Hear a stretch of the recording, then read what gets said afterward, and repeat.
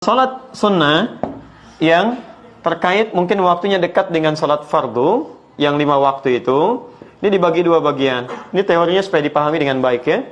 Ada yang disebut dengan salat rawatib. Apa artinya rawatib? Kalau tidak tahu katakan. Baik. Apa artinya rawatib? Baik. Rawatib itu jamak dari kata ratib. Apa artinya ratib? Baik. Bukan Allah alam. Ratib itu adalah sesuatu yang tersusun dengan rapi atau berurutan sifatnya. Tersusun berurutan atau tersusun dengan rapi.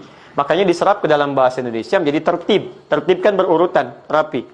Ada salat-salat sunnah yang waktunya tersusun rapi berurutan dengan salat fardu. Terletak sebelumnya atau setelahnya. Jumlah rawatib ini itu ada 12 salatnya. Diketahui jumlah 12 ini dari hadis riwayat At-Tirmidzi. Nama aslinya Muhammad, berasal dari Tirmidz, disebut dengan At-Tirmidzi. Nomor hadis 414 riwayat Ummu Habibah radhiyallahu taala anha. Man shalla 12 raka'atan, siapa yang salat 12 rakaat fi yaumin wa lailatin, yang mengiringi salat fardunya siang dan malam. Arba'an qabla dhuhri, 4 rakaat sebelum zuhur. Baik. Perhatikan, raka'ataini ba'daha, 2 rakaat setelah zuhur. Kemudian raka'ataini ba'dal maghrib, 2 rakaat setelah maghrib. Raka'ataini ba'dal isya, 2 rakaat setelah isya. Wa raka'ataini qabla subhi, dan 2 rakaat sebelum subuh. 2, 4, 6, 8, tambah 4, 12. Jumlahnya 12 rakaat. Siapa yang konsisten mengerjakan ini selama hidupnya, Allah, sebelum dia wafat, terus dia kerjakan sampai meninggalnya, kata Nabi, bunyalahu bihinna baitun fil jannah. Akan dibalas oleh Allah kerja kerasnya ini dengan dibangunkan satu rumah untuknya di surga. Luar biasa. Ini. Nah, Ummu Habibah ketika mendengar kalimat Nabi ini, maka berkata pada dirinya, bima ma'na, laqad azamtu nafsi alla atrukaha tula hayati. Saya enggak akan pernah tinggalkan ini selama hidup saya. Bayangkan enggak? Ummu Habibah itu istri Nabi, orang paling mulia, Ummul Mukminin, di surganya bersama Nabi, jelas sudah punya rumah, kelasnya elit luar biasa. Ketika mendengar kalimat ini yang amalan sunnah, kata beliau, saya enggak akan tinggalkan ini selama hidup saya. Istri Nabi, dekat dengan Nabi, ahli surga, surganya terbaik, rumah paling elit, mendengar amalan sunnah, saya enggak akan tinggalkan.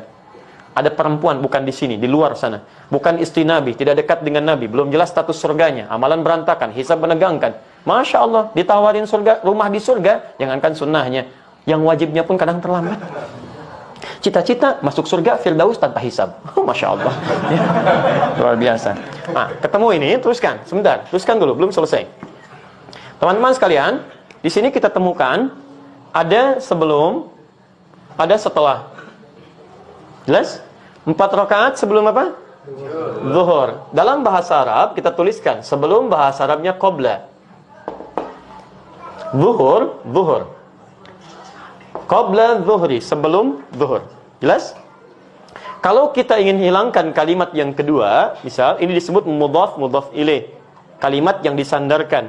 Kalau menunjuk kepada waktu, ingin kita buang ininya, supaya menunjuk pada kalimat yang dibuang, maka tambahkan ya setelahnya plus ta sebagai sifat. Asalnya qabla, ya, asalnya a, karena ada ya, maka huruf sebelumnya di i. Di qabliyah. Jelas ya? Maka kita dengar kalimat qabliyah, zuhur misalnya. Itu maksudnya sebelum zuhur. Baik. Setelah, bahasa Arabnya ba'da. Setelah zuhur, ba'da zuhur. Di setelah, bahasa Arabnya apa? Ba'da. Kalau Anda sudah mengucapkan ba'da, jangan diucapkan setelah lagi. Itu 2 kata yang berulang sama. Paham ya? Kita ketemuan yuk. Kapan? Di mana? Di Masjid Indonesia. Kapan? Udah setelah ba'da asar deh. Setelah ba'da asar. Jadi kalau sudah setelah, itu ba'da. Tidak perlu menyebutkan keduanya lagi. Jelas ya? Ba'da zuhur. Hilangkan zuhurnya, muncul ya dengan ta'nya. Dikenal dengan ba'diyah. Paham sampai sini? Baik, saya simpan dulu ini. Jadi sebelum, bahasa Arabnya apa? Qabla. Setelah? Ba'da. Baik, ketemu kalimatnya. Sekarang lihat. Ini 12 salat ini disebut apa? Rawatib. Kenapa disebut rawatib? Karena susunannya teriring langsung dengan salat fardu, baik sebelum atau setelahnya, dan punya fungsi melengkapi salat fardu. Jadi yang kurang di salat fardu dilengkapi oleh ini. Nah, ada salat ini di luar yang ini yang rawatib disebut dengan mutlak. Mutlak. Sifatnya ditunaikan, terdiri dari dua waktunya. Satu, ada yang memang berdekatan dengan salat fardu. Tapi dia tidak punya fungsi menyempurnakan salat fardu. Fungsinya fungsi sendiri, terpisah dari yang fardu. Cuman waktunya berdekatan. Contoh, asar. Asar ini ada sunnahnya mutlak 4 rakaat, ditemukan di Abu Daud nomor hadis 1257. Riwayatnya Ibnu Umar radhiyallahu taala anhuma. Ya, kata Nabi, rahimallahu ra'an shalla qabla al-'asri arba'an. Allah merahmati seseorang yang bisa salat 4 rakaat sebelum zuhur. Paham? 4 rakaat sebelum asar. Baik, 4 rakaat sebelum asar. Saya ralat 4 rakaat sebelum asar. Ini masuk kategori salat apa? Mutlak. Paham di sini? Baik, ada juga yang waktunya terpisah jauh dengan salat fardu. Misal tahajud, qiyamul lail, salat duha, ya salat wudu, salat tahiyatul masjid, salat di belakang makam Ibrahim. Maka ada salat yang kedua yang sifatnya terpisah jauh waktunya dari salat fardu. Di antara salat mutlak juga yang berdekatan waktunya dengan salat fardu tapi dia mutlak bukan rawatib adalah qabliyah maghrib. 2 rakaat. Dalilnya Abu Daud nomor hadis 1258. Ya, kata Nabi, lihat kalimatnya. Ya.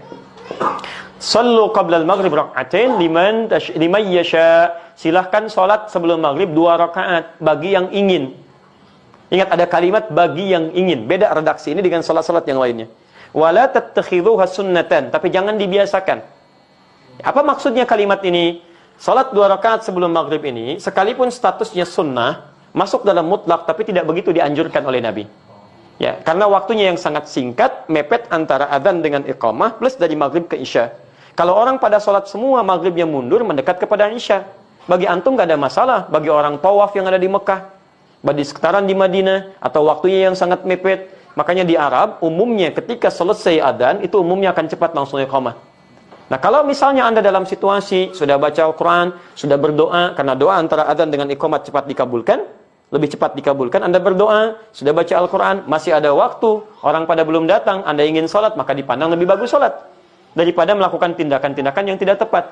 Ya, Anda malah bikin status, belum ada orang nih, sedang menunggu sholat maghrib. Paham ya? Sudah.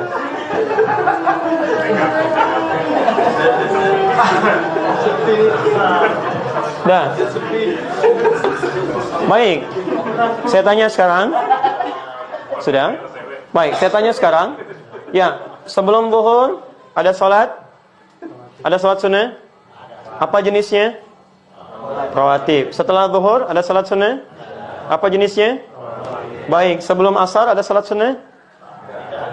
Baik, tidak ada. Yang bilang tidak ada angkat tangan? Yang bilang ada angkat tangan? Yang tidak jelas gak usah angkat. Lihat, sebelum asar ada, kan kita bahas. Apa jenisnya? Mutlak. Baik ya, sebelum maghrib ada salat sunnah? Apa jenisnya? Mutlak. Ba'da maghrib ada salat sunnah? Ada. Apa jenisnya? Rawatib. Masya Allah. Sebelum isya ada salat sunnah? Apa jenisnya? Kan saya nggak pernah terangkan. Bagaimana Anda bisa jawab? Saya kan belum sebutkan. Baik ya, belum. Saya nggak sebutkan. Coba lihat, ada nggak sebelum isya? Jangan pernah mengarang, karena mengarang hanya dalam pelajaran bahasa Indonesia. Ya, kalau ada dalil silakan kerjakan. Sebelum isya boleh 2 rakaat, boleh. Masuk dalam konteks mutlak. Karena setiap antara adzan dengan iqamah kebolehan ada salat 2 rakaat. Ini mutlak sifatnya. Boleh. Ba'da isya ada? Apa namanya? Rawatib. Baik. Sebelum apa bahasa Arabnya? Qabla. Baik. Sebelum salat? Qabliyah. Baik. Setelah apa bahasa Arabnya? Ba'da. Setelah salat? Ba'diyah. Baik. Qabliyah zuhur ada enggak? Ada. Berapa rakaat? 4 rakaat. Ba'diyah zuhur? Berapa rakaat? 2 rakaat. Baik. Qabliyah asar? Ada. Berapa rakaat? 4 rakaat. Apa jenis qabliyahnya? Mutlak. Jelas? Sebelum zuhur apa jenis qabliyahnya? Rawatib. Di sini seringkali orang keliru menduga bahwa kalau disebutkan qabliyah itu yang dimaksud rawatib. Ini sering keliru di sini. Sehingga ketika disebutkan nggak ada qabliyah asar. Ada qabliyah asar, yang nggak ada itu rawatib sebelum asar. Jelas ya? Qabliyah asar ada, jenisnya disebut dengan mutlak. Di qabliyah itu nama umum bagi setiap salat yang ditunaikan sebelum salat fardunya. Jenisnya bisa mutlak, bisa lewati. Paham sampai sini? Alhamdulillah.